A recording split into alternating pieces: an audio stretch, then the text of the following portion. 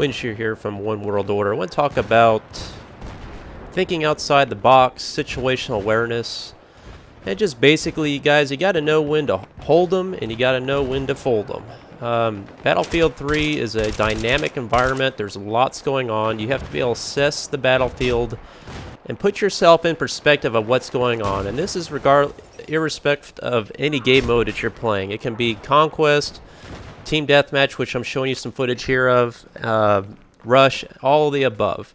And I encourage you to watch this video at the end. I'm going to show you a 20 kill streak on Team Deathmatch on Sand Crossing. It's kind of, let's just say this is like the pre-education. At the end of the test of the video will be the test to kind of describe and show you how to apply these little theories I'm talking about right here. But every objective you should always have a plan in your mind. Now on Team Deathmatch or any game mode, my plan is to flank the enemy. I would much rather shoot you in the back than have to shoot you head to head. And right here, look at this ring around the rosy. Chances are, if you think a guy's chasing you, he is. So just pull back and let him, you know, run around in circles and then take him out. But again, I would rather shoot you in the back and call that cold-blooded, but I'd rather have to shoot you in the back or in the side or have you not even aware I'm there than have to take you on head-to-head. And right here, I know there's two guys right behind me. I'm trying to get up over this wall and get some distance, but unfortunately, I just didn't have enough time after taking out those two guys. But what I'm trying to say here, guys, and I'm showing you in these little clips, is every time I'm in Team Deathmatch, and this frustrates the hell out of me when I'm playing in random lobbies like I am right here, is just a lack of any kind of organized thinking on behalf of my entire team. And this is you guys, a lot of you new players to Battlefield 3, you're not used to thinking like this because you're coming from Call of Duty, and I understand, I was there too. But every time you can see here, I'm always flanking to this side because I know the team is trying to do the same, and look how I'm the only one over here.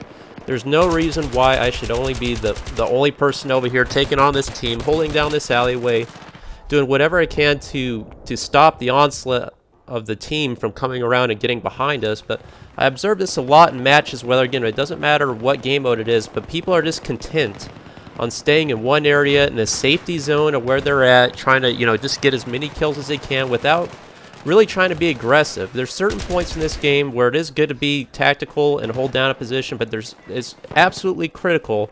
The best defense is a good offense. So when you're pushing up and you're making the team, you know, be on the defensive, you're really going to take advantage of their lack of cohesion and strategy, and you'll capitalize on that. And in these clips, I'm really demonstrating, again, aggressive gameplay, how I'm kind of like the lone soldier out here again, which it's just not the situation I want to be in, but unfortunately, this is just what you have to do. I'm using the Scar H, one of my favorite guns, the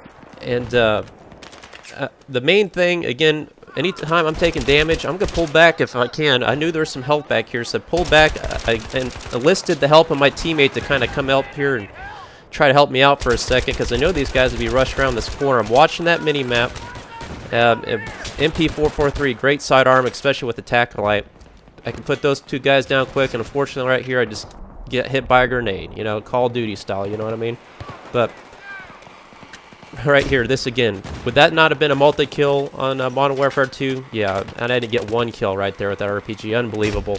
But right here, I know this team's over here. I'm watching the mini-map. Again, I got to know when to withdraw. I was aggressive. Now I got to let them come to me. Now watch how I stay in this position here. I'm practically out in the open. And look how I pre-fired around that corner. I watched that mini-map. I knew the guy was coming. And I started pre-firing. It just timed it perfectly. Now look how aggressive I am. I'm practically out in the open right here, but I'm using the cover of this bus. I'm watching this mini-map. I'm literally in the thick of the fight. I mean, I've got multiple enemies. I'm going to take advantage of when time is in my favor. When I see a guy running out in the middle of the open on that street, I'll take him out, pull back as soon as I get that kill, because I know the whole team's up here in that caddy corner area. I know that's where they're spawning. I know they're being aggressive and trying to shoot us. Wow, look at that C4. Just moments like this in this game are just epic. You know what I mean? You got, you know, your adrenaline's pumping like this. I mean, you're taking all those guys. But you can see it. I was right literally in the thick of all those fights, but I knew when to be aggressive and I knew when to pull back, and that's everything in this game, and especially in Team Deathmatch, because you guys know if you play it, it's immensely hectic. Here I am using the AS Val. taking these guys out close range. And there's a sniper over there. I saw him way off in the distance. I know my weapon's not capable of taking him out at that range. So now I'm going to use some equipment over here, give my team some help with, you know, the match is drawing down to an end. Again here, look how my whole team just wants to stay in this alleyway. Don't think like this, guys. Get around it. You know there's guys over there. Get around them. If you stay right here, just nothing's going to happen. You're going to get it grenaded, or, I mean, this, you know, it's like World War I, you know, in the trenches. It's just like the battles went on forever and ever because it was just, you know, everybody's entrenched in their little area, and nobody wants to, you know, try to flank or get around the enemy. So finally get around here. Fortunately, there's nobody left. But, again, my overall strategy every time is to have a plan on where I want to go, trying to keep my back away from the enemy spawn, and keeping my visual awareness about me, and always watching that mini-map. It saves my ass so many times. And then here I finally enact my little visit to that sniper. And check this guy out. This guy's level 800 in the world, by the way. How's that shotgun working for you? One shot, DAO. We've all been there, but I'll pay him a visit here again. So here's the final application. I kind of want to show, encompass everything I just talked about and apply it in a really long kill streak. This is probably one of the longest ones I've ever had, if not the longest. A 20 kill streak on Team Deathmatch. That's pretty hard to do, guys. I mean, you know, with the spawns and everything going on Team Deathmatch, especially on this map, Sand Crossing is incredibly hectic. Lots of activity. But again, if you apply what I've talked to you about and you start thinking about how you play this game and you think like I do, I think it'll really help you out a lot of times. I'm taking fire there. See how I just used that little ledge to my cover there? And I don't know what the hell did happen here. I mean, again, this is the problem with the valve sometimes. That can happen. I don't know how to get that kill. Right here, I know the enemies come around this corner. I take them out one at a time. Again, I just don't run around that corner and try to take on all three of those guys at once. I didn't even know how many guys were around that corner, but using caution, I can still see how I go around these corners cautiously. If you do that, you really increase your survivability. You can pretty much guarantee anywhere on like Team Deathmatch, for example, or even on Conquest, you know where the enemies could be spawning at.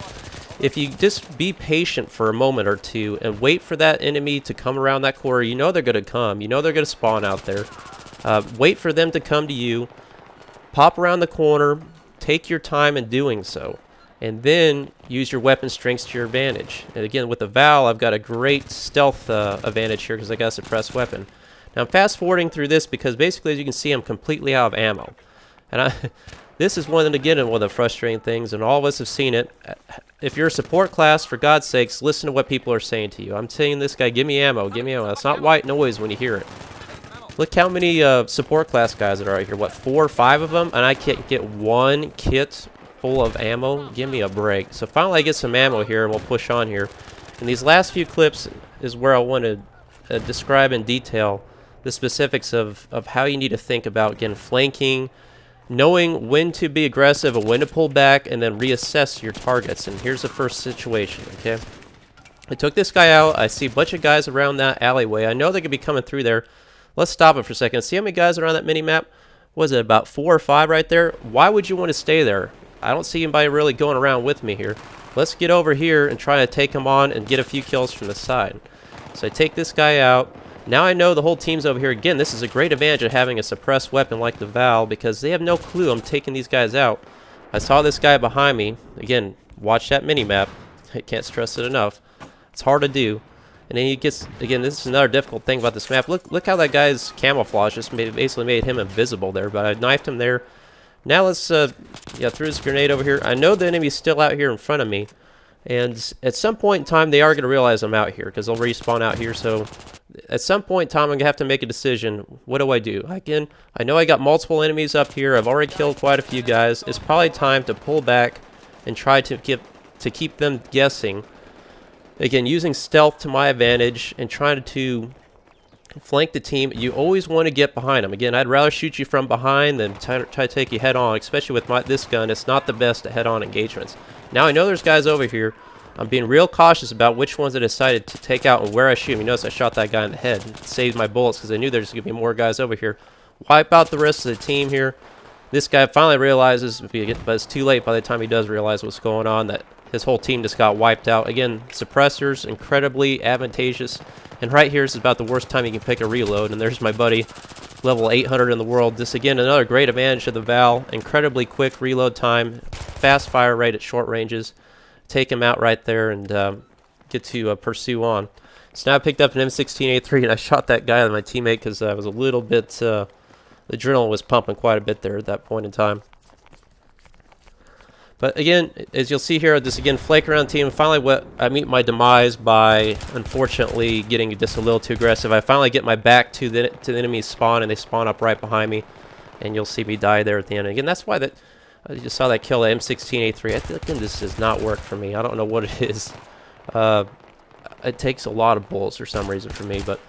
Again, you guys, think about that strategy. That's how I think when I play this game. Apply those tactics and it'll work well for you. Please like, subscribe to the video if it helped you out. And I'll have more to come from Windshear, One World Order.